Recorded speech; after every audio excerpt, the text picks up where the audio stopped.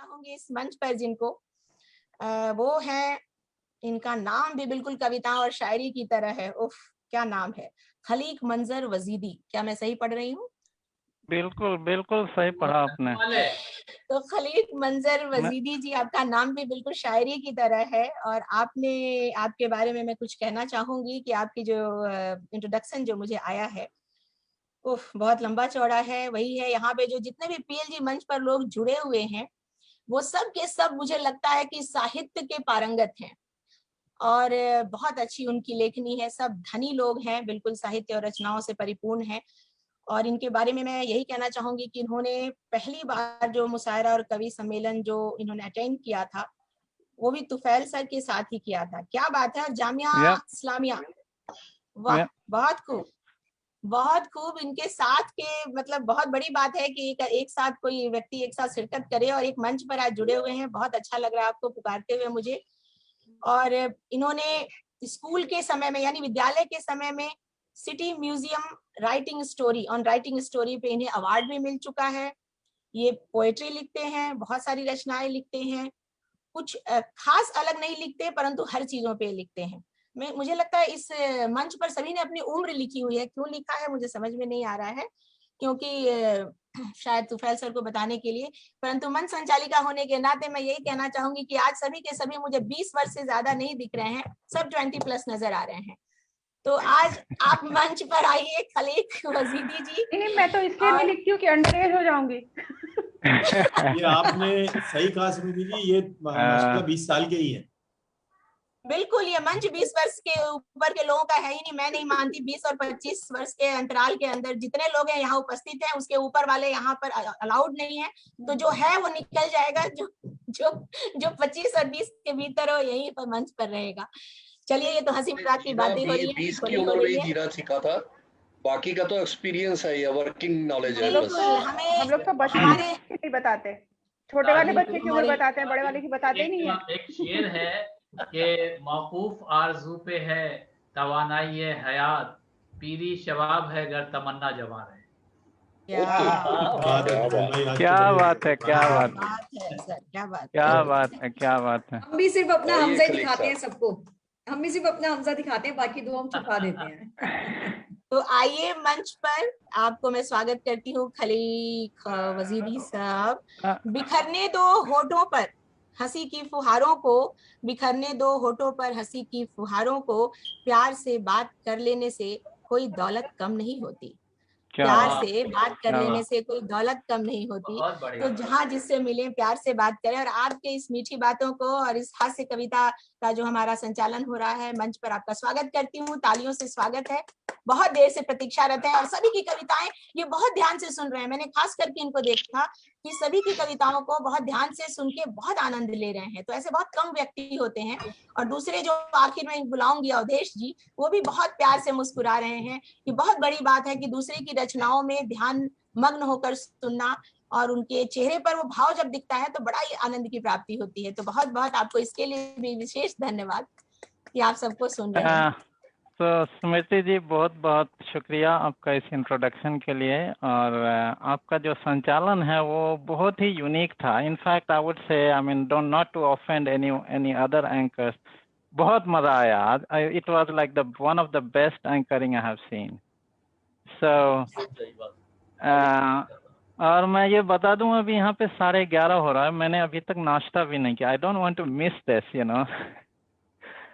तो और हम लोग सब आरा, मैं तुफैल भाई सब आरा के आसपास के हैं। मैंने आपका प्रोफाइल देखा था फेसबुक पे। ये तो ज्यादा हो गया। दिल्ली की बात होती है तो आप गालिब के पास पहुंच गए। उस दिन दिनकर था तो आप बेगूसराय चले गए, अब स्मृति जी आई तो आप आरा चले गए। तो ज्यादा हो रहा है। तो आरा से दरभंगा कितना दूर है? आरा से दरभंगा आरा की है, आरा जिला घर बा, कौन बात के डर बा? कभी तो रवि पर कौन सा? तो मैं भी आरा की, मतलब अलेक भाई, I am feeling left out. पहले सिर्फ मेरी उम्र की ही बात हो रही थी, अब सबकी उम्र की बात होनी शुरू हो गई है। क्या बात है? जी जी, सही कह रहे हैं। आरा वालों को मैं पहचान जाती हूँ। आरा नहीं, एक्चुअली वो भोजपुर है, राजा भोज की भूमि है। और कहाँ राजा भोज, और फिर उसके बाद आप समझ लीजिए, आगे बढ़ो। क्या बात है।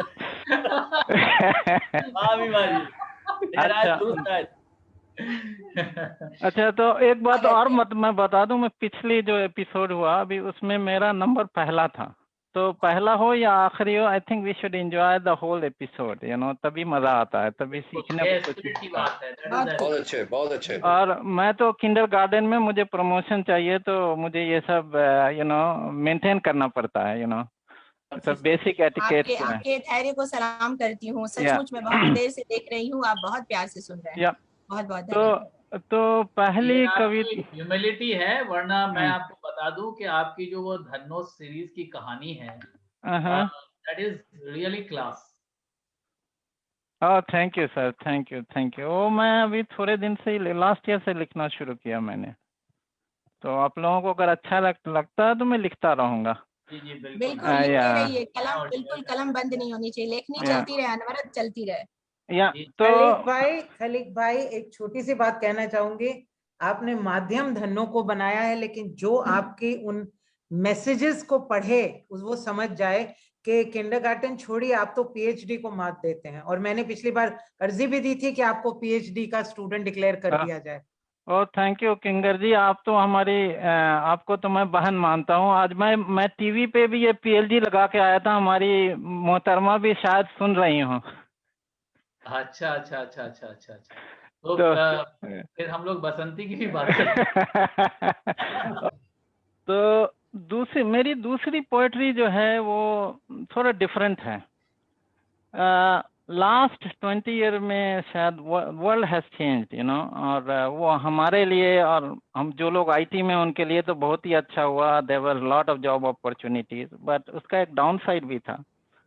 वो डाउन साइड ये है कि अब हम लोग जो लिखते हैं, most of us we don't use pen, we use keyboard, right. तो जब हम कॉलेज से पास हुए थे, उस टाइम में तो फोन भी नहीं था, कीबोर्ड था बस, राइट। तो फिर भी पेन का इस्तेमाल होता था, सब लोग, हर के पास कंप्यूटर नहीं था। लेकिन आज कीबोर्ड तो ये फोन तक पहुंच गया, everybody has this phone and everybody uses this phone. तो कलम को अब डर लगने लगा है, उसके ऊपर मैंने ये पोएट्री लिखी है। तो उसका उन्वान कुछ इस तरह से है, कलम की नसीहत। कलम और कीबोर्ड में ठनी है, कलम और कीबोर्ड में ठनी है, दोनों की अलग अलग पहचान बनी है, दोनों की अलग अलग पहचान बनी है। कलम तू क्यों इतना इतरा रही है, कलम तू क्यों इतना इतरा रही है, उल्टी गिनती कहने से कतरा रही है, उल्टी गिनती कहने से कतरा रही है। डिजिटल एज है, कीबोर्ड का जमाना है, डिजिटल एज है, कीबोर्ड का जमाना है, कलम का सिलसिला सदियों पुराना है, कलम का सिलसिला सदियों पुराना है। क्या बात है, बहुत खूब। Thank you. कलम खुद को कलम बंद ना कर सकी, कलम खुद को कलम बंद ना कर सकी, मतलब खुद से कलम, पेन खुद से लिख ना सकी, कलम खुद को कलम बंद ना कर सकी, बेचारगी इतनी कि रोशनाई न मिल सकी, बेचारगी इतनी कि रोशनाई न मिल सकी। वाह वाह वाह, बढ़िया है भाई, बढ़िया। हम अपने थैंक यू। बहुत खूब खलीक भाई। और रोशनाई और रोशनी का जो संबंध है ना, बहुत अच्छा बताया आपने। Thank you. कीबोर्ड की फराख दिली तो देख, कीबोर्ड की फराख दिली तो देख, फराख दिली मतलब बड़े दिल वाला। तो कीबोर्ड की फराख दिली तो देख, कलम की तारीफ में लिखा है लेख, कलम की तारीफ में लिखा है लेख, स्मार्टफोन का बात कहाँ से होगी?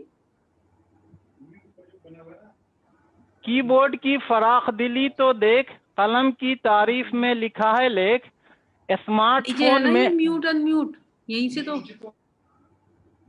कलम की तारीफ में लिखा है लेख, स्मार्टफोन में कीबोर्ड का हुआ समावेश, स्मार्टफोन में कीबोर्ड का हुआ समावेश, घबराई कलम हाय बदल रहा है परिवेश, घबराई कलम हाय बदल रहा है परिवेश। कीबोर्ड में कलम ढूंढते हैं कलम वाले, कीबोर्ड में कलम ढूंढते हैं कलम वाले, कलम की अजमत को पहचानते हैं कलम वाले, कलम की अजमत को पहचानते हैं कलम वाले। LOL BRB oh my God से अनजान हैं कलम वाले, LOL BRB oh my God से अनजान हैं कलम वाले। तहजीब व तमद्दुन के कदरदान हैं कलम वाले, तहजीब व तमद्दुन के कदरदान हैं कलम वाले। ये बहुत बड़ी बात कही आपने, ये बहुत बड़ी बात। बहुत अच्छे, बहुत thank you sir, thank you. Social media की भाषा भी देखा है, सोशल मीडिया की भाषा भी देखा है। हम सब सोशल मीडिया यूज करते हैं, एक एडिक्ट मैं भी हूँ यहाँ पे। सोशल मीडिया की भाषा भी देखा है, परिवार वाले भी पढ़ेंगे कभी सोचा है, परिवार वाले भी पढ़ेंगे कभी सोचा है। कीबोर्ड की मजबूरी है लिखते रहना, कीबोर्ड की मजबूरी है लिखते रहना, खाली बैठ के रहने से अच्छा है कुछ करते रहना, खाली बैठ के रहने से अच्छा है कुछ करते रहना। कीबोर्ड ने लिखने को बहुत आसान किया, कीबोर्ड ने लिखने को बहुत आसान किया, लेकिन जुबान की मिठास पे कम ध्यान दिया, लेकिन जुबान की मिठास पे कम ध्यान दिया। भाषा की मर्यादा से ही बनी रहती है पहचान, भाषा की मर्यादा से ही बनी रहती है पहचान। भाषा है अपनी धरोहर, करते रहो इसका सम्मान, करते रहो इसका सम्मान। बहुत खूब। अब लास्ट स्टैंजा है ये। कलम की पहचान को आगे बढ़ाना है, कलम की पहचान को आगे बढ़ाना है, म्यूजियम ही शायद आखिरी ठिकाना है। ये शायद मैं कुछ ज्यादा बोल गया, लेकिन मैं भी म्यूजियम ही शायद आखिरी ठिकाना है, लेकिन कीबोर्ड तुझको वादा निभाना है, लेकिन कीबोर्ड तुझको वादा निभाना है। शालीन कलम की शालीनता को निभाना है, शालीन कलम की शालीनता को निभाना है, शालीन कलम की शालीनता को निभाना है। Thank you, thank you, thank you, thank you, deep rooted and meaningful. Thank you sir, thank you, बहुत खूब, थैंक यू, थैंक यू, बहुत खूब खलीक भाई, बहुत थैंक यू, थैंक यू भाई, बहुत अच्छे, बहुत सुंदर, बहुत ही इसको कहते हैं ना कि बिल्कुल रचनात्मक आपकी जो काव्य रचना थी, और बहुत सारी गूढ़ बातें थी। क्या आप लोग मुझे सुन पा रहे हैं? या हाँ, तो सचमुच ऐसा लगा कि आरा की जमीन का व्यक्ति है जो लिख रहा है या बोल रहा है, तो proud of you. Thank you. Arrah के पास का हूँ मैं, आरा का नहीं हूँ। एटलीस्ट वी आर लाइक भाई आप आरा में कहाँ पास में है? नो हम लोग दरभंगा से हैं। मी एंड तुफैल भाई बोथ आर फ्रॉम दरभंगा।